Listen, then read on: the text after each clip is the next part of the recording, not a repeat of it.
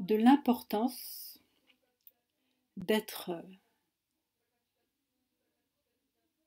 capable, et quand je dis capable, ça ne veut pas dire qu'on en est incapable. Quand je dis être capable, ça veut dire se donner les moyens de le faire. Il y a une grande différence entre dire être capable en rappelant qu'il faut savoir s'en donner les moyens et dire être capable en sous-entendant que nous en sommes incapables. Il y a une grande différence. Donc, je voulais rappeler l'importance d'être capable ensemble, par le rappel d'Allah subhanahu wa ta'ala, qui est ce qu'il y a de plus grand, de se repentir ensemble pour trouver une cohérence d'action, une cohérence de mouvement, une cohérence organisationnelle aussi, parce que sans cette capacité de se rappeler ce que Allah subhanahu wa ta'ala nous dit dans le Coran, eh bien, on n'arrivera jamais à rien dans notre communauté, quand bien même on prétend être de bons musulmans, quand bien même on prétend être dévoués, etc. Parce qu'Allah subhanahu wa ta'ala nous a révélé un livre, et ce livre est plus qu'un simple livre, c'est un code. Et quand on le lit, notre lecture du Coran est censée déclencher les attitudes qui nous mèneront à la victoire à l'intérieur de nous. Et ces attitudes, elles font partie de l'invisible. C'est dans l'intrapsychique. Et en fait, je pense qu'il est important de parler de capacité dans la mesure où cette capacité, elle n'est pas développée, voire elle est ignorée, et on fait comme si en fait la religion c'était juste d'occuper des postes, d'occuper des habitudes, d'occuper des positions, des prétentions, alors qu'en réalité être de religion musulmane, être de religion musulmane, islamique, faire partie de la communauté de Mohammed sallallahu alayhi wa sallam, c'est se rappeler ce qu'Allah subhanahu wa ta'ala nous dit dans le Coran, et c'est s'y conformer et en faire un code de conduite qui aussi bien décode le monde, et en plus de ça, ce code de conduite, on le retrouve chez tous nos autres frères et sœurs. Et avec ce code de conduite, on peut parvenir à être sur la même longueur d'onde, et on peut parvenir à se comprendre, à viser les bons objectifs, à être complémentaires, etc. Et en fait, cette capacité de fonctionner sur le code du Coran et de reconnaître le code du Coran.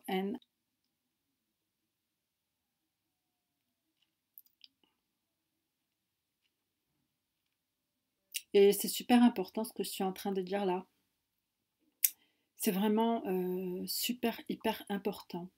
Parce que dans votre vie, vous allez être amené à reproduire des comportements. Mais la réussite n'est pas dans la reproduction des comportements. La réussite est dans l'écoute et dans l'obéissance. Et l'écoute et l'obéissance, c'est pas seulement écouter et obéir à des êtres humains, quand bien même ce sont des religieux réputés. L'écoute et l'obéissance, c'est écouter à l'intérieur de soi-même et obéir à Allah subhanahu wa ta'ala. Écouter à l'intérieur de soi-même et obéir à Allah subhanahu wa ta'ala. Et quand on écoute à l'intérieur de soi-même, y a plein de trucs qui vont se passer. Et souvent, très souvent, Quand on est à l'écoute à l'intérieur de soi-même et qu'on n'a pas suffisamment écouté, on tombe dans une sorte de volonté de contrôle d'autrui. On va souvent tomber dans une volonté de culpabiliser autrui, à défaut de s'être suffisamment écouté et de suffisamment se connaître et surtout d'avoir suffisamment réglé nos propres comptes avec notre propre intériorité. Et quand ces propres comptes avec notre propre intériorité ne sont pas réglés, ce qu'on va faire en fait, c'est que on va s'en prendre à autrui, comme si c'était autrui qui déclenchait ces, qui déclenchait ces bugs à l'intérieur de nous, alors qu'en réalité, les bugs, tout le monde en a. Et quand on est musulmane et qu'on ressent à l'intérieur de nous des dysfonctionnements, des bugs, des gènes, des désagréments en tout genre, eh bien, on doit être capable de, on doit être capable de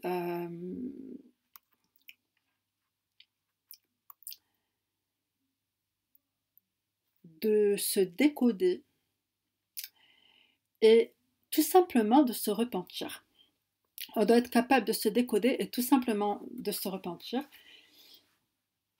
car Allah subhanahu wa ta'ala nous a révélé une station où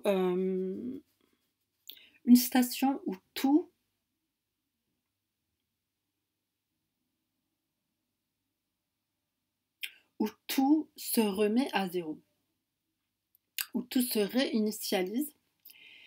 Et cette station, c'est la station de la salat, de la prière. Quand on est devant Allah subhanahu wa ta'ala, on est censé se réinitialiser, on est censé revenir à zéro, effacer la grande ardoise remplie d'inscriptions, de grabouillis, d'essais, de ratures, etc. Et on est censé se réinitialiser. Le repentir, c'est une réinitialisation et quand il est vécu en groupe, quand il est vécu en communauté, quand il est vécu à plusieurs, il est censé nous faire vivre la soumission à Allah subhanahu wa ta'ala, qui est une réinitialisation sur le code du Coran et qui permet de tout apaiser et de tout remettre à niveau, de tout réharmoniser. Et ça, si on n'en est pas capable dans notre communauté, dans notre groupe, eh bien, on n'arrivera à rien. On arrivera tout au plus qu'à mettre en œuvre des prétentions qui n'aboutiront à rien du tout. Et qu'Allah subhanahu wa ta'ala nous préserve de faire partie de ceux dont les forces est égarées alors qu'ils s'imaginaient faire le bien. Allahumma amin. Et là, vraiment, je suis en train de lâcher mes pensées pour les partager avec vous, parce que je trouve que c'est ce qu'il y a de mieux.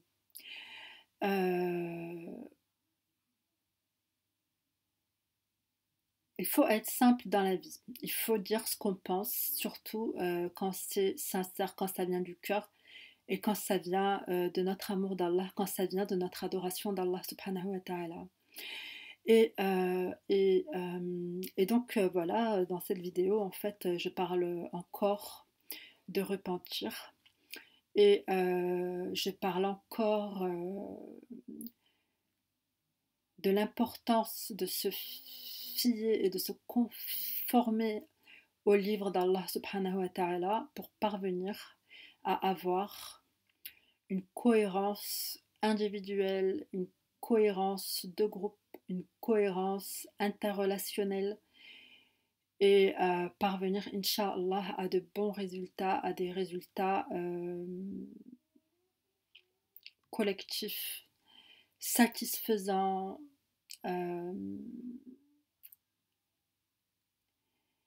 et revigorant, parce qu'en fait, j'ai remarqué que notre énergie, au lieu de s'en servir pour réussir, on lui tape dessus. Notre énergie, au lieu de s'en servir pour réussir, on lui tape dessus. Et ça, c'est vraiment pathétique. Et, euh, et c'est facile à lire entre les lignes de ce qui se passe chez les musulmans, entre guillemets. Notre énergie, au lieu de s'en servir pour se projeter en avant, pour réussir, pour exceller, on lui tape dessus. Et c'est juste hallucinant. Et voilà, franchement, c'est triste, c'est triste. C'est triste parce que c'est pas ce qu'on est censé faire. C'est pas ce qu'on est censé faire. Notre énergie, on est censé la reconnaître, la cultiver. Et sans ça, sans la reconnaître et sans la cultiver, et en lui tapant dessus, en la craignant au lieu de la reconnaître, l'entretenir et la cultiver, ben, en fait,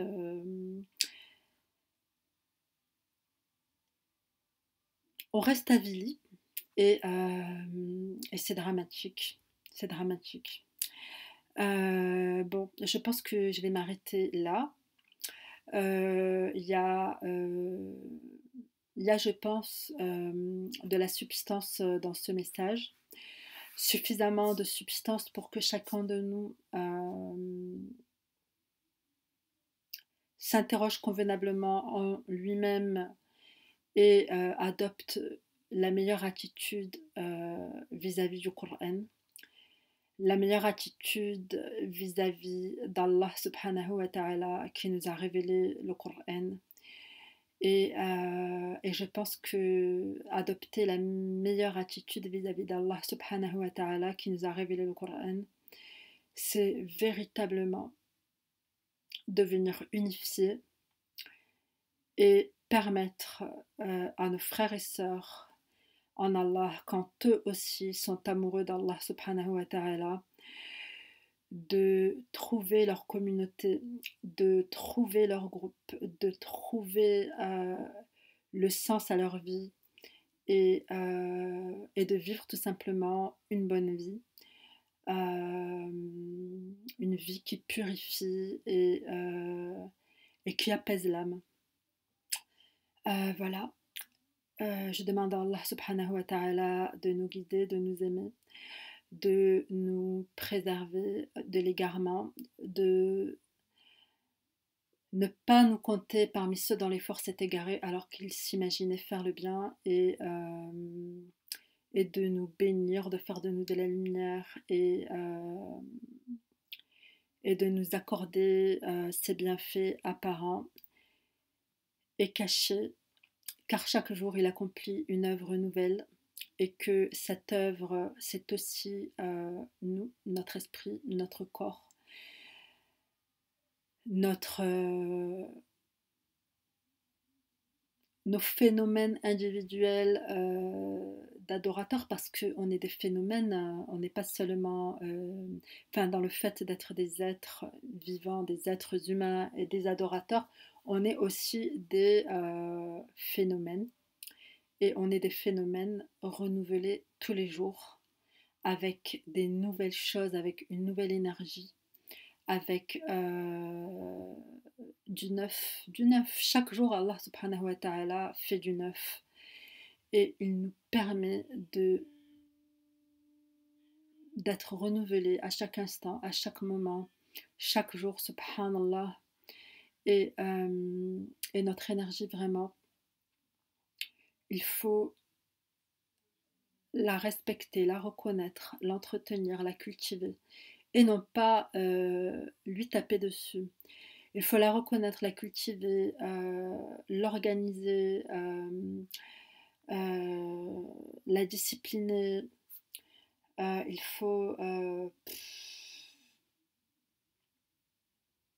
faut lui essayer de lui apporter de la méthode, de lui apporter des points de repère De la même manière qu'Allah subhanahu wa ta'ala nous a donné les étoiles et nous a donné les prophètes comme point de repère,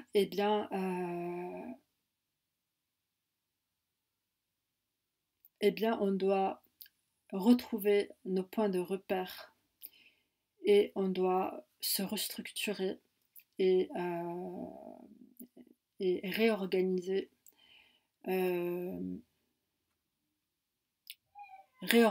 notre appareil psychique en fait. Et bien évidemment sans être convenablement entouré et sans être convenablement influencé, on n'y arrivera pas. Et la meilleure manière de bien s'influencer, c'est de se fier à Allah et à sa révélation, car en dehors de lui, nous n'avons aucun refuge. En dehors d'Allah subhanahu wa ta'ala et en dehors de sa révélation, nous n'avons aucun refuge. Donc,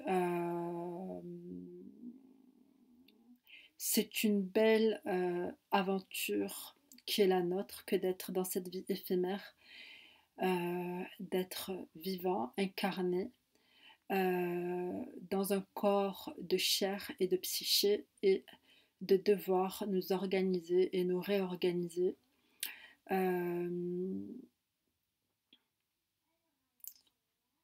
avec le Coran, avec la parole d'Allah subhanahu wa ta'ala, et cela nous demandera de cultiver le fait de se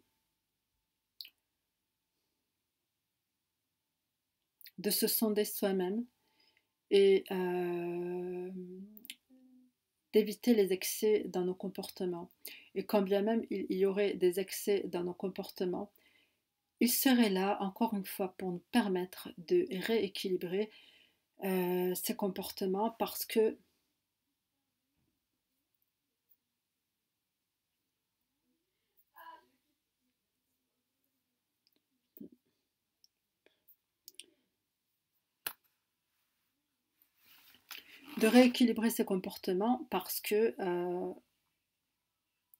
quand excès il y a, il suffit tout simplement de repousser le mal par ce qui est meilleur, c'est-à-dire de rééquilibrer.